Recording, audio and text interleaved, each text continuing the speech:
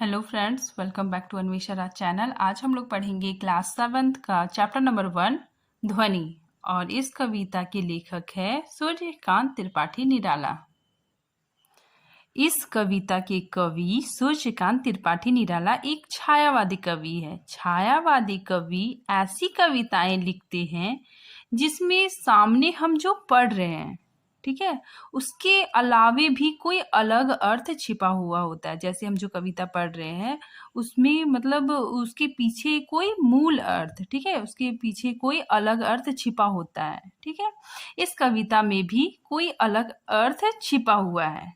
और इस कविता का नाम ध्वनि है। और ध्वनि का मतलब क्या होता है? आवाज। इस कविता में हम निराला जी के मन की आवाज को पढ़ने वाले हैं, ठीक है ना।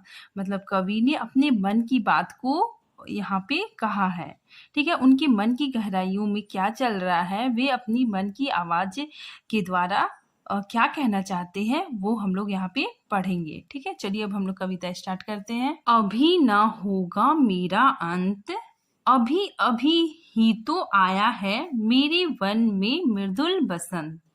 अभी ना होगा मेरा अंत, ठीक है। सबसे पहले इसके शब्दार्थ को देखते हैं। अंत मतलब क्या होता है? समाप्ति, ठीक है।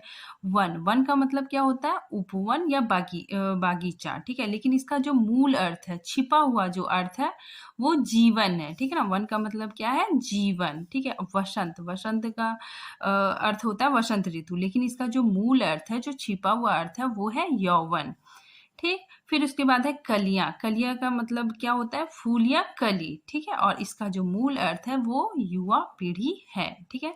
तो इसमें कवि बोल रहे हैं कि अभी ना होगा मेरा अंत, अभी मेरा अंत नहीं होगा, मेरी अभी समाप्ति नहीं होगी, ठीक है।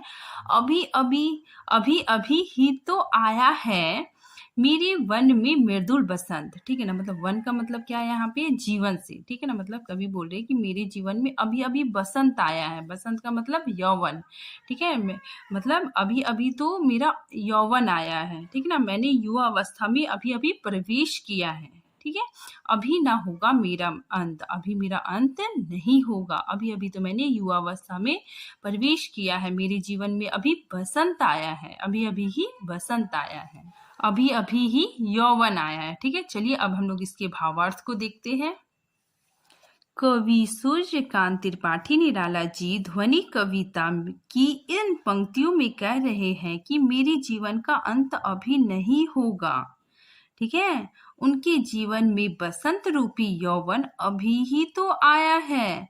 इन पंक्तियों में कवि छिपे हुए तरीके से कह रहे हैं कि उनका जीवन मन, जोश और उत्साह से भरा है। उनका जो जीवन है वो मन, जोश और उत्साह से भरा हुआ है, ठीक है। यौवन रूपी कोमल बसंत अभी आया है, ठीक है। अर्थात अभी मैंने युवा अवस्था में प्रवेश किया है, अर्थात अभी अभी मैंने युवा अवस्था में प्रवेश किया है, अतः अभी मेरा अंत नहीं होगा।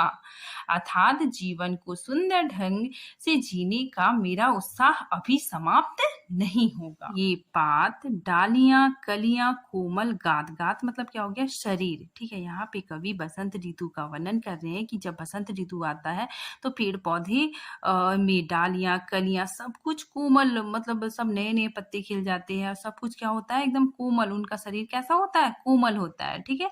और मैं ही अपना स्वप्न मृदुल कर, कर मतलब हो गया हाथ, और कोमल, मृदुल मतलब कोमल, स्वप्न मतलब हो गया सपना, ठीक है।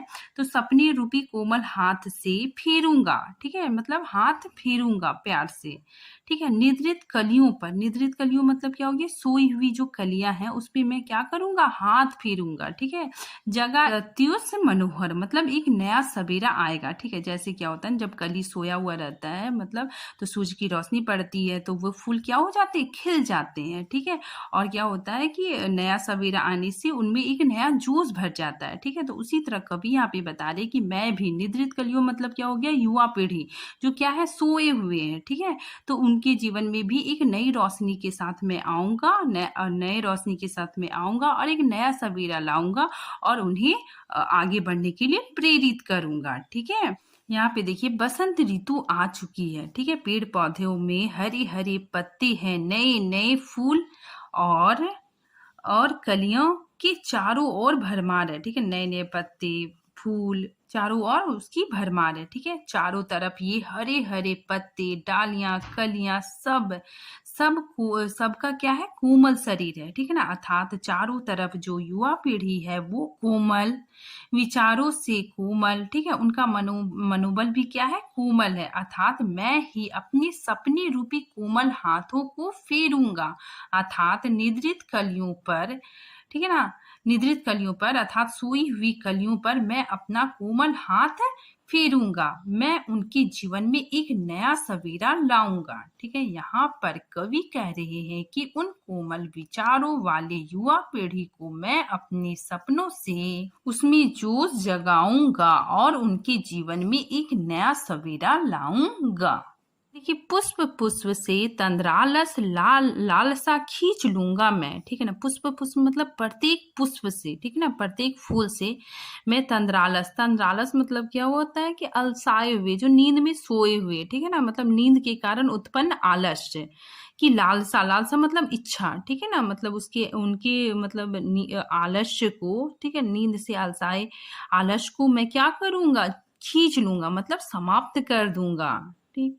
अपने नवजीवन का, यहाँ पे कवि बोल रहे हैं कि अपने नवजीवन का अमृत, ठीक है, अपने अपने जीवन का जो अमृत है, जो शुद्धा है, ठीक है, सहर्ष सींच दूंगा मैं, ठीक है ना। सहर्ष मतलब क्या होता है, हर्ष मतलब होता है खुशी, तो यहाँ पे सहर्ष लिखा हुआ तो मतलब खुशी के साथ सींच दूंगा, ठीक है, खुशी के साथ क्या करूंगा मैं, सींच दूंगा। प्रत्येक फूल से नींद के कारण जो आलस्य है, ठीक है ना, उसकी लालसा मतलब उसकी इच्छा मैं समाप्त करके खींच लूंगा, मतलब उसको मैं समाप्त कर दूंगा, ठीक है। जो फूल खिलने में आलस्य कर रहे हैं, ठीक है ना, जो फूल क्या कर रहे हैं, खिलने में आलस्य कर रहे हैं, अभी सोए हुए हैं, उनमें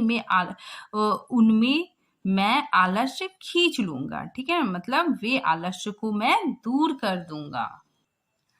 अपने नवजीवन का अमृत सहर्ष खींच दूंगा मैं, ठीक है। यहाँ पे कवि बोल रहे हैं कि मैं अपने यौवन का जो अमृत है, ठीक है ना, जो अनुभव है, जो जोश है, ठीक है, उसको सहर्ष मतलब खुशी से, ठीक है ना, उसको सींच दूंगा, उनमें क्या करूंगा, सींच दूंगा, अपना जो जोश है उनमें मतलब युवा पीढ़ी में भर दूंगा, ठीक है। उस जोश और उत्साह को उन कलियों में भर दूंगा, कलियों मतलब युवा पीढ़ी में मैं भर दूंगा, ठीक है, और वे कलियां, वे फूल खिल उठेंगी, ठीक। युवा पीढ़ी के लिए कवि कह रहा है कि आगे में जो युवा पीढ़ी आलस्य कर रहे हैं, मतलब जो युवा पीढ़ी आलस्य कर रहे हैं, उदास बैठे हैं, उनको अपने जोश और उत्साह से उत्साहित कर दूंगा, द्वार दिखा दूंगा फिर उनको, है मेरा वो जहां अनंत, अभी ना होगा मेरा अंत, ठीक है। यहाँ पे कवि बोल रहे हैं कि द्वार द्वार मतलब क्या होता है कि मैं उन्हें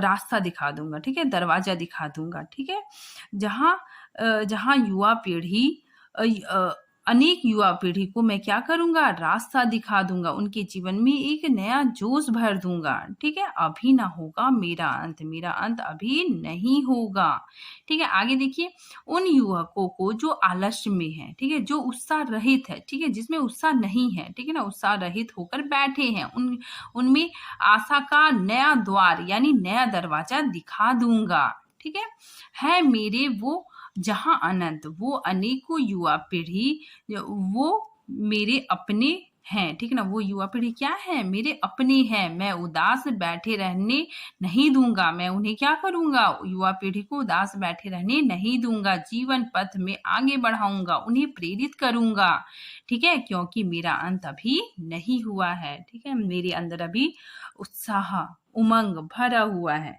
ठीक है। बस इतना ही है। Thank you friends.